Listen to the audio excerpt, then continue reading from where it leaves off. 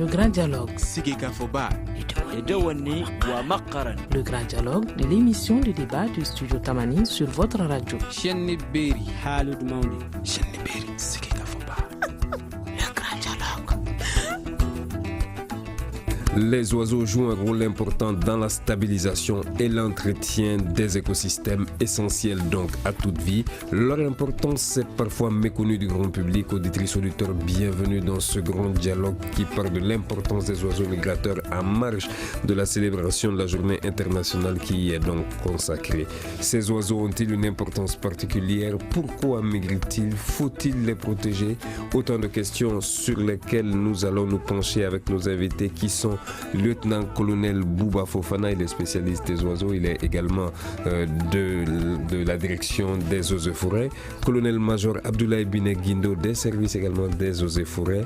Zoumana Berté, c'est le directeur de l'OPV, c'est l'Office des protections des végétaux. Directeur adjoint pour moi. Je suis Ousmane Diadji Touré pour vous présenter cette émission qui est mise en onde par Sedumbo. Le grand dialogue. Ils ont un important rôle écologique à titre de pollinisateurs ainsi qu'un rôle économique en étant à la base de diverses activités. Les changements dans les populations d'oiseaux sont souvent les premiers indicateurs d'ailleurs de problèmes environnementaux. Alors, le colonel-major Abdoulaye Biné Guindo des services des eaux et forêts, on a célébré aujourd'hui la journée mondiale des oiseaux migrateurs. Comment est-ce que cette journée a été célébrée au Mali? Merci M. Touré et merci Studio Tamani pour l'occasion, l'opportunité que vous nous donnez pour parler des oiseaux.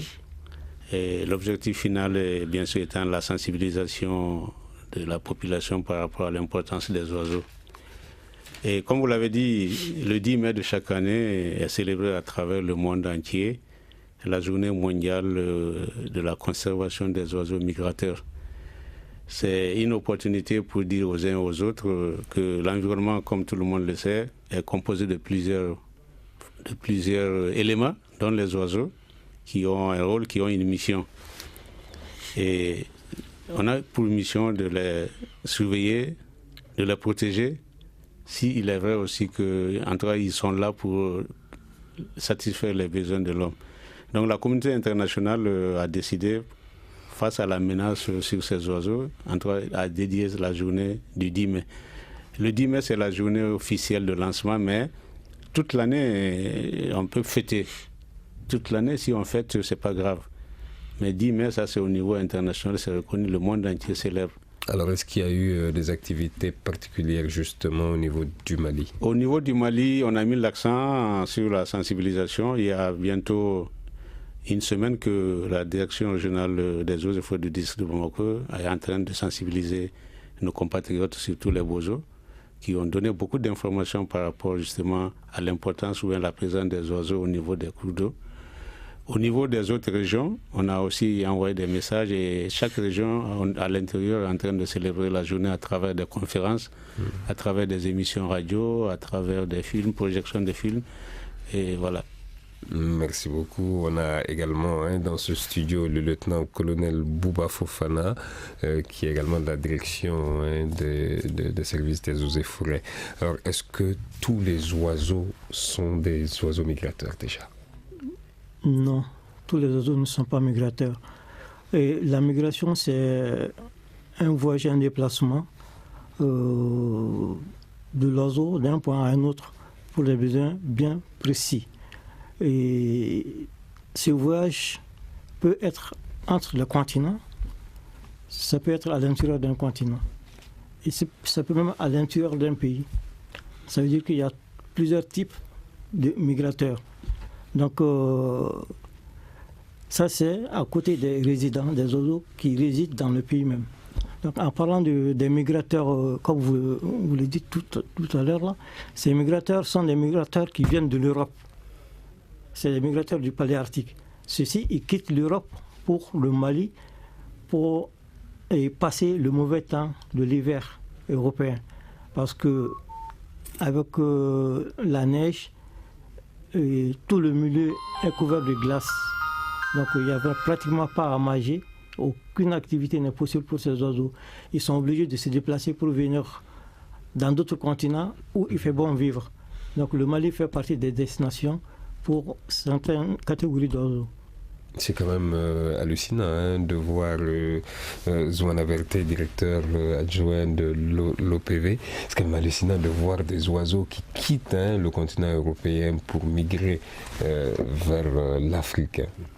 Oui, merci M. Diallo, M. Touré, pour m'avoir donné l'opportunité de m'exprimer un peu et m'adresser à l'auditoire, sinon à ceux qui nous regardent. Et parlant des oiseaux migrateurs, comme mes prédécesseurs ont eu à développer, je ne reviendrai plus sur une définition, mais au Mali, sur le terrain, c'est surtout à Mopti que nous enregistrons les oiseaux dont fait cas M. Fofana, des oiseaux de forêt. C'est surtout les oiseaux paléarctiques, des canards en général.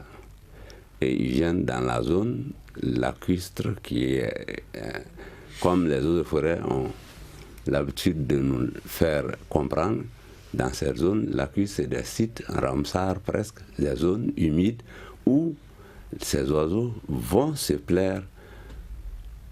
Et nous concernant un peu, ils peuvent, à partir de là, provoquer quelques petits dérangements, de prélèvements, parce qu'il faut qu'ils se nourrissent aussi. Et ça peut avoir des incidences sur ce que nous entretenons comme nos cultures, et bien sûr avec des prélèvements sur la végétation naturelle. Alors, est-ce que Mopti donc, peut être considéré comme la plus grande base de migration, de destination de ces oiseaux-là qui viennent d'Europe? Sur le plan de la protection des végétaux, c'est surtout dans les zones de Yuwaru et de Djéné que l'OPV enregistre ses arrivées. Et c'est là depuis les mois d'octobre. Et ça peut aller jusqu'en mars. Est-ce que donc ce sont des périodes très très précises, justement il y a des dates d'arrivée précises de migration strictes dans ces régions? Bon, en fait c'est une fourchette. Comme nos collègues de la direction de l'agriculture le stipulent, bien sûr, avec ces déplacements, il y a une période, il y a un moment de dégradation des conditions de vie d'où ils viennent pour satisfaire ces déplacements d'obtention de conditions optimales de vie. Est-ce qu'il y a un moment également justement où ces oiseaux, suite à certaines conditions, retournent justement à leur point de départ? Comme la migration le stipule, c'est conditionné à la recherche de préférendum vital. C'est-à-dire continuer à vivre dans les conditions de vie que l'espèce veut avoir à tout moment pour sa survie et pour pouvoir faire tout ce qu'ils peuvent, surtout, vous savez que c'est conditionné à des besoins soit de mouvement pour la reproduction, soit des déplacements pour des repos et avoir plus de force et préparer encore la pérennisation de ces espèces qu'est la reproduction. Magnifique, merci. Si partant, c'est illustré à partir de petits oiseaux au Mali qui font la migration à l'intérieur du pays, qui ne sont pas des oiseaux paléarctiques parce qu'ils ne viennent pas de loin. Comme la migration intéresse deux types. Migration de longue distance et migration de petite distance. C'est les petites distances qui sont soit à l'intérieur des pays, soit à l'intérieur du continent. Et de grandes distances, c'est d'un continent à un autre. Voilà. Merci pour cet exposé très intéressant. Colonel-Major Abdoulaye Bineguindo des services des eaux et forêts. En quoi est-ce que ces migrations sont importantes justement pour les humains? Les migrations sont importantes d'abord pour les oiseaux eux-mêmes, ensuite pour nous les humains parce que toutes les ressources naturelles que ce soit faune, que ce soit forêt, Dieu a mis à notre disposition pour satisfaire nos besoins et aussi de penser aux générations futures, comme on le dit. Et Berthet tout de suite a dit qu'ils viennent pour des besoins. Effectivement, en Europe, pendant l'hiver, et comme Bouba Fofana l'a dit, il faut vivre. Et s'ils restent en Europe, ils vont vivre. Et donc, ils viennent vers d'autres continents, surtout comme l'Afrique, pour des besoins, bien sûr, alimentaires, parce qu'il faut manger pour vivre. Pour des besoins de reproduction, c'est là où ils viennent pour nidifier et apprendre des œufs. Et puis, à éclosion, souvent, il y a qui retournent même ils accompagnent les enfants, tout ça, les petits, ils retournent pour regagner leur pays d'origine. Et nous, l'importance pour l'homme, parce que, comme on le dit, le monde est devenu maintenant un village planétaire. Quand ils viennent, nous, ça nous permet de savoir que nous recevons des espèces qui viennent d'ailleurs et on essaie de suivre leur évolution. Qu'est-ce qu'ils viennent faire? Et ça nous permet aussi de voir que la diversité aussi de la faune la faune aviaire. Est-ce que c'est un phénomène qui est récent ou ça... Non, ça date de longtemps. Ça date de longtemps, depuis des temps immémoriaux. Et il y a des circuits migratoires qui sont aujourd'hui bien connus, qui sont cartographiés, qui sont suivis parce que ces oiseaux qui nous viennent de l'Europe sont bagués. Donc il y a des bagues qu'on met au niveau, par exemple, des pattes pour les suivre. Et quand ils viennent chez nous, si par inadvertance, nous les capturons ou bien s'ils meurent, ces bagues nous permettent de les identifier. Et il y a des informations sur ces bagues et tout ça. Donc ça nous permet de savoir qu'ils viennent de l'Europe, soit la France, ils viennent de la Suède, ils viennent du Danemark, ils viennent de la Belgique. Et nous, on envoie les messages pour dire que telle espèce d'oiseau est venue chez nous et malheureusement, il a été capturé peut-être par les enfants, ou bien en tout cas, il y a eu des accidents là, et l'oiseau a été est mort. Donc on donne des informations de ce genre pour qu'eux, ils puissent suivre que tant d'oiseaux ont quitté par exemple tel pays et l'Europe et il y a eu un certain nombre qui n'ont pas eu la chance de retourner. Et nous aussi, comme je l'ai dit, l'environnement étant aujourd'hui global, ça nous permet de... Parce que l'arrivée de ces oiseaux aussi, ça veut dire que peut-être notre environnement est encore bien portant et sain. Si l'environnement est pollué, peut-être qu'ils vont cesser de venir. Donc ça donne un peu d'informations sur la santé. Alors Zoumana Berthet parlait tout à l'heure justement de canards. Est-ce qu'il y a d'autres types d'oiseaux qu'on connaît qui sont des oiseaux migrateurs? Les oiseaux qui viennent au Mali, ils sont nombreux. Il y a à peu près, selon les statistiques dont nous disposons, je crois 1 million comme ça qui viennent, plus même, plus d'1 million qui viennent. Et dans ce lot, bien sûr, il y a plusieurs variétés qui viennent. 1 million par an, même plus. Il faut des statistiques pour pouvoir suivre ça. Sinon, nous, comme Fofana Zoumana l'a dit, le delta intérieur du Niger est aujourd'hui un circuit, ou en tout cas un point important de la migration internationale des oiseaux. Et c'est pourquoi nous demandons à nos compatriotes, quand les oiseaux viennent, de faire, en tout cas, s'il y a même prélèvement, de beaucoup faire attention. Parce que toute ressource naturelle qui est mal gérée est appelée à disparaître un jour. Surtout que nous sommes dans un monde où il y a des relations entre nous. Ces oiseaux qui nous viennent de l'Europe, les gens investissent pour que ces oiseaux retournent sains et saufs dans leur pays. Mais malheureusement, quand ils viennent ici, comme on n'a pas beaucoup de connaissances sur le rôle que jouent ces oiseaux. Et puis, on a besoin de satisfaire nos besoins alimentaires. Donc, on voit que les captures, ceci, cela. Et puis, il y a aussi l'aspect pécunier. Les gens cherchent de l'argent et tout ça. Mais nos amis européens, ils veulent que quand les oiseaux viennent ici, qu'ils retournent sans problème. Parce que c'est des symboles chez eux. Et ils investissent. Il y a des statistiques qui disent même que par oiseau, ils investissent 200 000 ou 300 000 francs CFA. Pour que ces oiseaux retournent chez eux.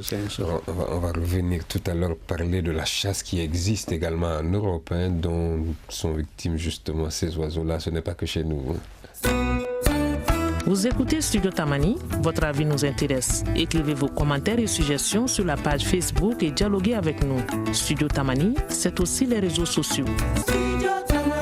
Les oiseaux migrateurs, quelle importance, c'est en marge justement de la célébration de la journée mondiale dédiée justement aux oiseaux migrateurs. Nous recevons dans ce studio le lieutenant-colonel Bouba Fofana, qui est spécialiste des oiseaux. Il est également des services des eaux et forêts. Le colonel-major Abdoulaye Biné Guindo, également des services des eaux et forêts, est avec nous. Et Zoumana Berté, qui est le directeur adjoint donc de l'OPV, c'est l'Office des protections des végétaux. Alors, lieutenant-colonel Fofana, qu'est-ce que ces migrations nous livrent un peu comme information aujourd'hui? Bon, la migration, d'abord, comme je l'ai dit... Parce qu'on a vu quand même que certains, chez nous au village, on a vu que le passage de certains types d'oiseaux annonce, par exemple, le début de l'hivernage. Oui, ça c'est la cigogne d'Abdim. Dès que l'on voit la cigogne en mars, on dit qu'il y a la saison de pluie qui s'approche. Bon, c'est comme tous les oiseaux qui viennent de l'Europe. Hein. Chaque migration a un contenu. C'est vrai qu'ils quittent pour venir manger ici et rentrer. Mais à chaque fois qu'ils viennent, il y a nos parents, nos grands-parents qui ont fait des constats qui sont liés à ces arrivées-là. Tel est le cas de la cigogne d'Abdim. Donc chaque arrivée d'oiseaux a un sens dans nos traditions, dans nos coutumes chez les populations rurales. Donc, ça veut dire que l'Europe et l'Afrique partagent donc les mêmes connaissances justement de ces oiseaux-là. Hein. Bien sûr, l'arrivée d'un oiseau au Mali est signe de, sur le plan écologique d'abord, ça veut dire que la zone est bien portante. Par exemple, si on voit les oiseaux piscivores venir en pagaille, en grand nombre, excusez-moi du terme, en grand nombre, ça veut dire que la zone est poissonneuse. Parce que ces migrateurs piscivores sont liés aux poissons. Et si jamais il n'y a pas assez de poissons dans la zone, ils ne viennent pas ou ils quittent immédiatement. Donc chaque migration est liée à un phénomène et qui fait que leur venue ou leur retour donne un sens, a un sens par la population. On parle souvent d'oiseaux partiellement migrateurs et d'autres qui sont naturellement migrateurs. Est-ce que le Mali connaît des espèces d'oiseaux naturellement migrateurs? Bon, comme je l'ai dit, hein, la migration c'est pour un besoin bien déterminé. Hein. Et la migration européenne, les oiseaux qui viennent de l'Europe migrent obligatoirement, ça c'est naturel, ils viennent obligatoirement parce que les conditions du milieu ne sont pas favorables pour leur alimentation. Donc ils sont obligés de se déplacer. Donc c'est la nature qui fait qu'ils quittent l'Europe pour venir au Mali. Donc ça c'est un phénomène naturel qui existe. Mais il y a des migrations qui peuvent être dues à la pollution, à la perturbation de l'environnement. Par exemple, dans une mine, avec le bruit d'un moteur, les oiseaux sont obligés de migrer vers d'autres zones. Bon, s'il y a des barrages, par exemple, qui perturbent le milieu, l'oiseau est obligé de faire des migrations. Parce qu'il ne trouve pas les conditions idoines pour sa survie. Donc il est obligé partiellement de migrer. Mais est-ce qu'il y a aussi des mouvements d'oiseaux africains, par exemple, allant vers d'autres continents aussi pour des raisons particulières? Bon, à part les migrateurs européens qui viennent, les migrateurs qui viennent de l'Europe, il y a les oiseaux africains, tels que le canard à bosse, et puis l'oie d'Égypte, et même le pélican, qui font des migrations entre les pays africains. Par exemple, le pélican du Mali, je peux le dire, est au Sénégal maintenant. Parce que dans les dénombrements, on ne voit que quelques centaines. Or, dans le temps, c'était des milliers. Et au Djoudj, ils ont fait des aménagements et qui reçoivent beaucoup d'oiseaux. Et ces aménagements, pour la nidification, je peux dire, ont attiré les oiseaux maliens. Bon, aussi les études biométriques ont démontré que les canards à bosse du Mali vont au Sénégal et vice-versa. Magnifique, Donc merci. il y a une migration à l'intérieur de l'Afrique aussi, de la part des oiseaux africains. Zoumana Berté de l'OPV, est-ce que ces oiseaux migrateurs sont forcément nuisibles pour nos agriculteurs? Parce que on a vu souvent qu'il y a certaines espèces qui s'attaquent directement aux champs, se nourrissent à travers les champs des agriculteurs. Merci, M. Touré. J'ai amorcé il n'y a pas longtemps ces phénomènes quand je disais un peu que c'est les canards qui sont des oiseaux paléarctiques pouvaient, dans les environs des zones où ils sont enregistrés pour des besoins de nourrissage, faire des prélèvements et sur la végétation et sur les cultures qui sont aux environs, surtout les cultures de riz. Donc ils provoquent des dégâts. Et je ne sais pas si, pour ces sortes de situations, du fait que c'est dans des zones protégées, nos producteurs, avec nos conseils, font des actions de protection de leur culture. Et il arrive souvent que certains qui s'aventurent se fassent prendre, surtout par les filets de protection. Et une fois pris, en général, au lieu que on le laisse partir, ça devient autre chose.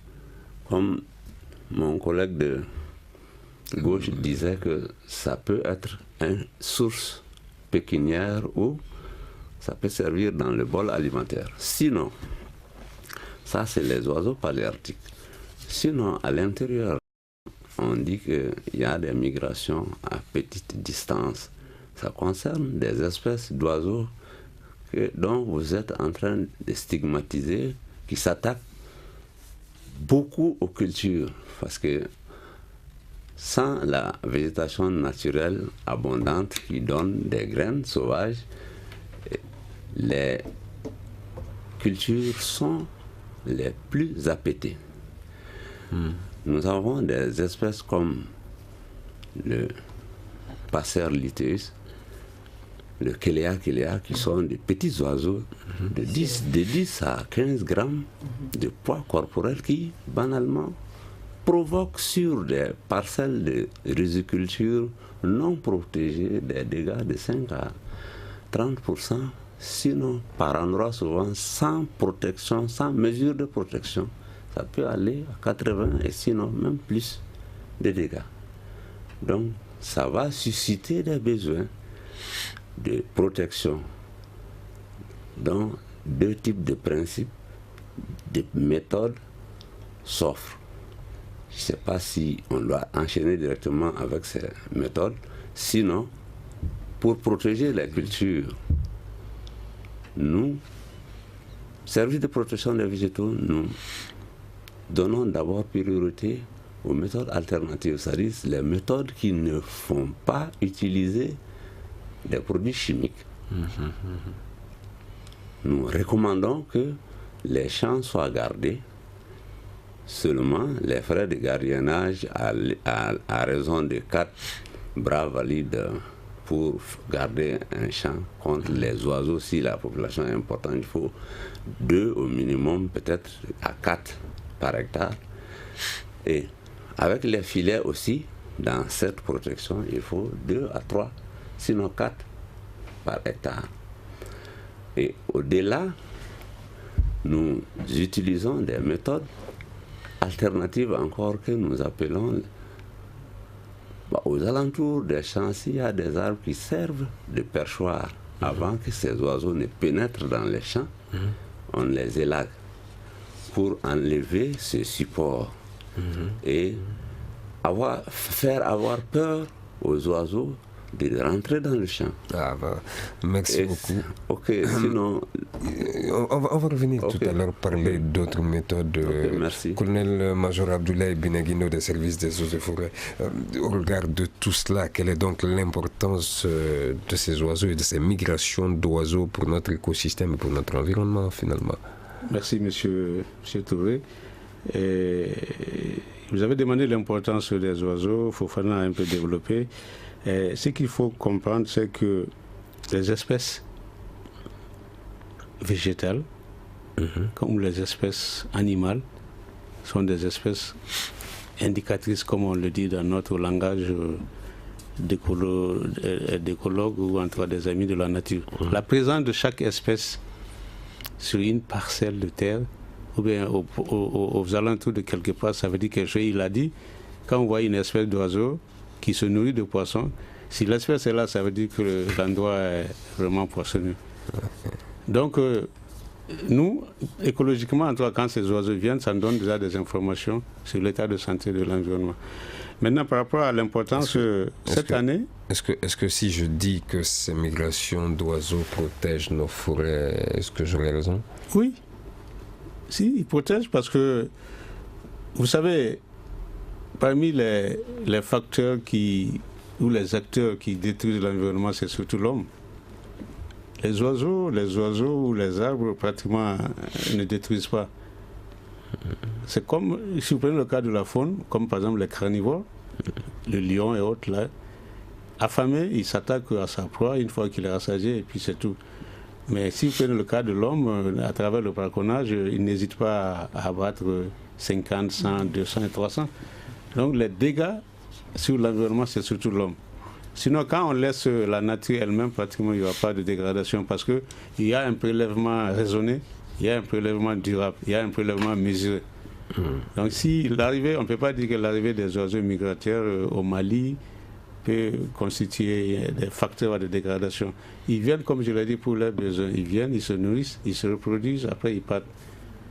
Sinon, ils ne font pas tellement de dégâts, mais effectivement, comme M. Berthet l'a dit, au niveau des parcelles rizicoles, il y a quand même des prélèvements à travers, par exemple, le Kéléa.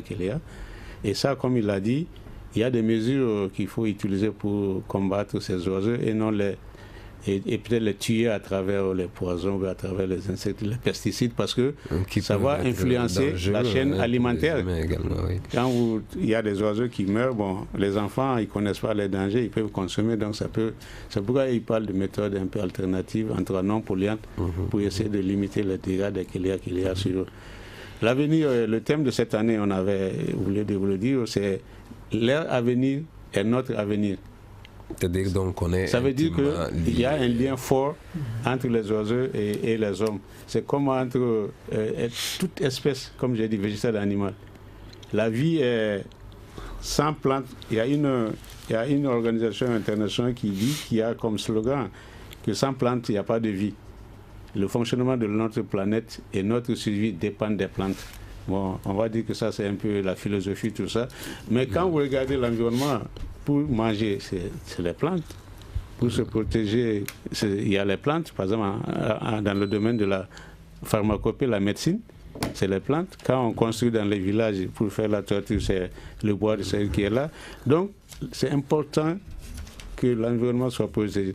Autant les plantes sont protégées, sauvegardées par les textes au Mali, autant les oiseaux aussi sont protégés.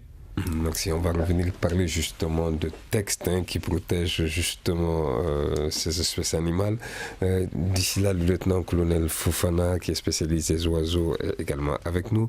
Lieutenant-colonel Fofana, est-ce que ces oiseaux migrateurs particulièrement ne sont pas un peu à la base de la propagation de maladies, un peu comme la grippe aviaire, d'autres pathologies d'ailleurs qu'on pourrait retrouver éventuellement, puisque quand un oiseau quitte un point A avec une maladie, traverse plusieurs pays pour se rendre quand même à un point B, n'y a-t-il pas risque qu'il transmette justement des maladies? Oui, merci M. Touré. Avant de répondre à votre question, j'aimerais un peu revenir sur le rôle des oiseaux migrateurs par rapport à l'écosystème. Et j'aimerais ajouter à ce que le colonel-major a dit tantôt. Et quand les oiseaux viennent, on sait que les oiseaux, beaucoup d'oiseaux viennent quand les poissons sont en train de se reproduire. Donc les oiseaux, quand ils sont dans un milieu donné, les œufs de poissons qui sont là, ils peuvent, à partir de leurs pattes, se déplacer avec ces œufs pour ensemencer d'autres zones qui sont très loin de la zone de pointe de poissons. Ça, c'est un phénomène très important. Il en est de même pour la pollinisation. Les oiseaux sont des pollinisateurs parce que quand ils prennent les graines, ils se déplacent avec et ils vont contribuer quelque part à l'amélioration de la végétation. Donc la migration, pour moi, c'est un phénomène très important et qui fait qu'il faut protéger les oiseaux migrateurs. Et ensuite, par rapport à M. Berthet de la protection des végétaux, j'aimerais faire une différence entre les oiseaux et migrateurs en tant que protégés par les scientifiques à travers le monde et les oiseaux déprédateurs et dont a fait cas monsieur les Kelea. Ça, c'est des oiseaux qui, au Mali, ont, pour les intérêts d'hommes, sont qualifiés d'oiseaux nuisibles parce qu'ils détruisent les cultures. Mais ailleurs, peut-être qu'ils ne sont pas nuisibles. J'ai vu des cas où une espèce d'oiseau qui vient, non, il ne vient pas au Mali, je m'excuse, mais qui n'est pas jugé ailleurs nuisible, mais dans ce pays, en Hollande, il est déclaré nuisible parce qu'il détruit les vignes.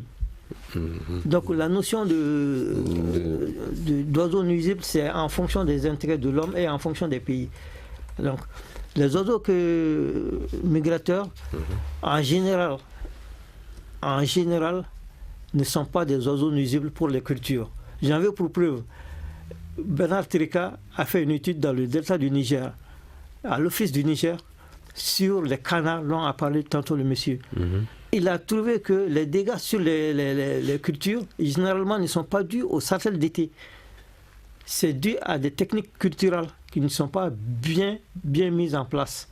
Donc, dire que intentionnellement ils font des dégâts, non, la reproche peut venir de nous-mêmes.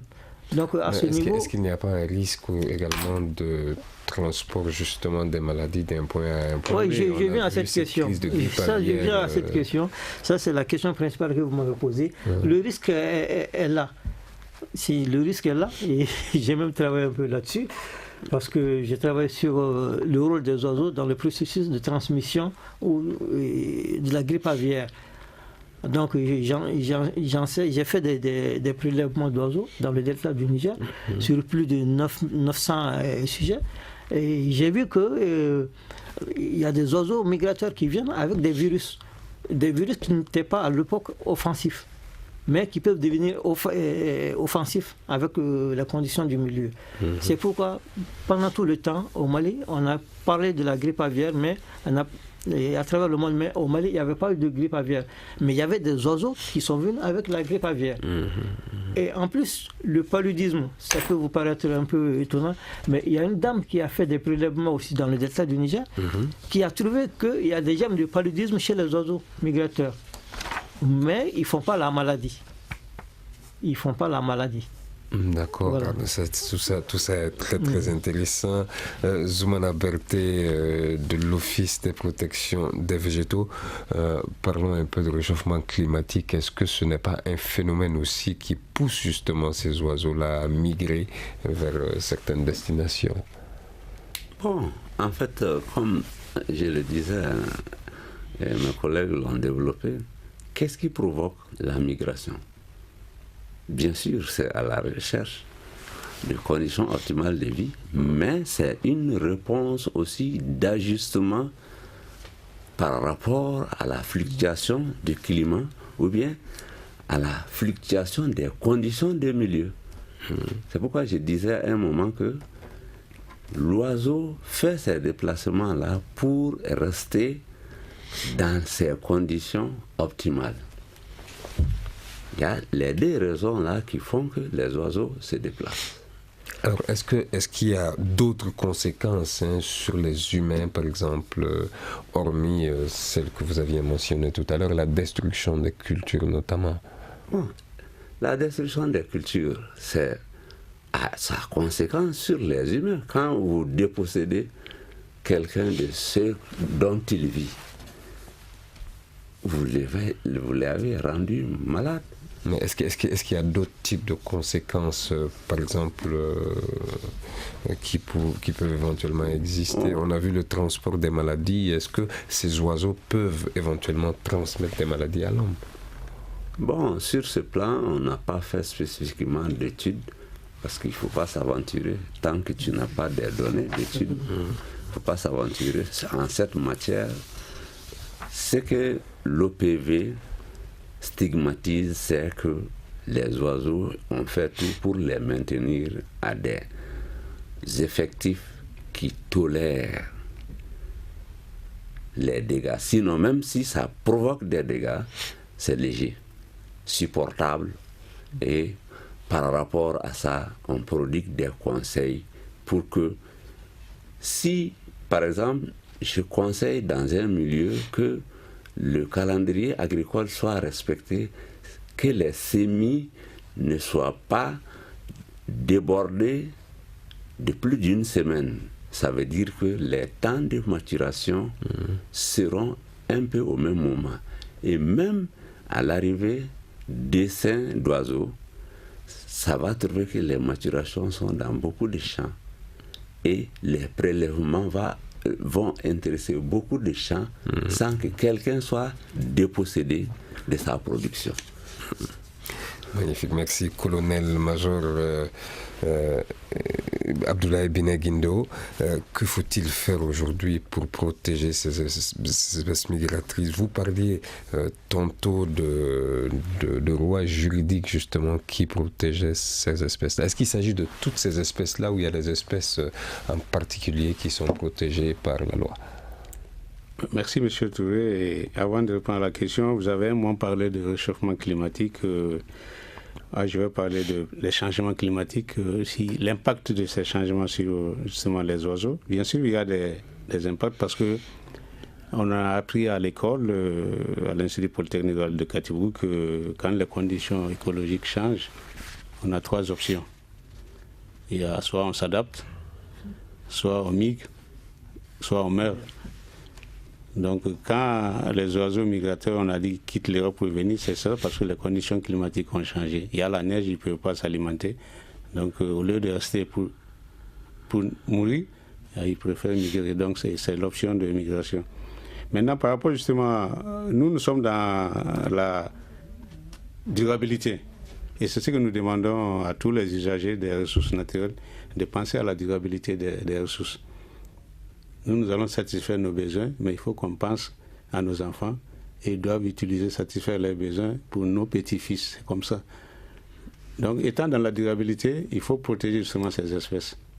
C'est pourquoi au Mali, c'est la loi 95-031 qui gère la faune, qui dit qu'on ne peut pas prélever. Il y a des conditions. Pour une espèce animale donnée ou bien aviaire, si aujourd'hui on pense qu'il y a suffisamment, on peut protéger partiellement ou bien on peut ne pas protéger. Mais si on constate qu'il y a le danger, il y a la menace sur telle espèce d'oiseau, en ce moment la loi peut dire que telle espèce est intégralement protégée. Donc aujourd'hui la loi en tout cas permet de bien gérer la ressource faune aviaire. À travers les conventions aussi internationales, par exemple il y a la convention dite CITES, Convention internationale sur le commerce des espèces menacées. Et on ne peut pas venir comme ça payer pour exporter. Donc là aussi, il y a la réglementation qui dit qu'il y a des espèces qui ne peuvent pas sortir. Mais aujourd'hui, ce que nous constatons au Mali, il y a la variété qui sort beaucoup, c'est un peu les perroquets. Ça, c'est à destination de l'Europe et autres là. Et ça a des titres ornementaux, c'est pour garder dans les maisons. Donc la circulation de ces oiseaux est réglementée par la législation nationale et par les conventions internationales que le Mali a eu à signer et à ratifier. Donc pour que ces espèces ne disparaissent pas, nous mettons l'accent sur la sensibilisation des populations. Et l'émission d'aujourd'hui, je crois qu'elle répond un peu à ce souci, de dire à tous nos concitoyens, nos compatriotes, de veiller à la durabilité des espèces d'oiseaux. C'est pour notre bonheur, c'est pour le bonheur des générations futures. Et le monde entier est en train de lutter pour ça. Parce que les oiseaux, c'est le symbole de certains pays. Les aigles, au Mali, l'équipe nationale, on dit les aigles. Ailleurs, c'est des symboles forts. Et ces gens ne veulent pas que ces oiseaux disparaissent. Donc c'est pourquoi il y a une concertation avec les autres pays pour que, en tout cas, quand les oiseaux migrateurs viennent chez nous, ils nous demandent de veiller à leur protection. Et nous, on dit, dans le delta intérieur, il y a des émissions radio, il y a souvent des articles dans les journaux, tout ça, pour dire à la population. Justement, pour sensibiliser la population. Dieu n'a pas tout donné pour la marmite. Il faut manger un peu, il faut peut-être garder, parce que même pour le plaisir des yeux, pour la beauté de la nature, il faut que ces oiseaux viennent, il faut que ces espèces viennent. Merci mon colonel. Lieutenant-colonel Bouba Fofana, est-ce que la protection de notre environnement et de notre survie surtout passe par la sauvegarde de ces espèces-là? En partie, oui. En partie, parce que je prends le cas du delta du Niger, où les oiseaux migrateurs viennent là-bas en quantité. C'est un milieu qui est partagé par les hommes, par les animaux domestiques. C'est un milieu agricole au même moment. Donc, à mon humble avis, la venue de ces oiseaux migrateurs ou la gestion de ces oiseaux migrateurs contribue à la gestion des ressources naturelles et contribue aussi à la gestion durable de l'environnement. Merci. Alors, Zoumana Berté de l'Office des protections des végétaux, est-ce que justement, à votre niveau, la sensibilisation marche? Et sinon, au-delà, est-ce qu'il y a une répression justement derrière parfois? Une répression, je ne dirais pas une répression qui soit comme mes amis des eaux de forêt le faisaient, sinon de façon modérée. Nous, on sensibilise surtout pour la protection de nos cultures à travers des méthodes dont j'ai fait cas il n'y a pas longtemps. Et même au-delà, s'il nous arrivait d'utiliser des pesticides, c'est de façon très raisonnée, à ne pas polluer l'environnement. Et même si cela survenait, nous avons une équipe spécialisée pour le contrôle de nos traitements, la qualité, avec des échantillons que nous prélevons avant et après, sol aux plantes qu'on soumet à l'analyse pour voir quelle incidence ces pesticides ont sur l'environnement. Sinon, au préalable, tout est calculé. Sinon aussi, quelle incidence ces pesticides peuvent avoir justement sur ces bêtes-là? Bon, ces bêtes, c'est pour juste éliminer de sorte qu'il reste ce qui n'est pas nuisible pour l'agriculteur. C'est parce que l'effectif devient insupportable qu'on va jusqu'aux pesticides. Sinon, on reste avec les méthodes alternatives. En tout cas, c'est notre leitmotiv pour que la préservation de la nature, sinon l'environnement, reste toujours de vigueur. Merci beaucoup, mesdames et messieurs. Merci d'avoir suivi cette émission. Ceci met un terme justement à cette émission d'aujourd'hui. Nous étions avec le lieutenant-colonel Bouba Fofana, spécialiste des oiseaux, colonel-major Abdoulaye Biné Guindo des services forêt, Zoumana Berté, directeur adjoint de l'OPV, c'est l'Office de protection des végétaux. Cette émission a été réalisée par Ibrahim Marandjalo, Sedumbo a assuré la mise en onde, Nuhundjire, la régie vidéo, je suis Ousmane Djadjetouré. Le grand dialogue. Le grand dialogue de l'émission de débat du studio Tamani sur votre radio.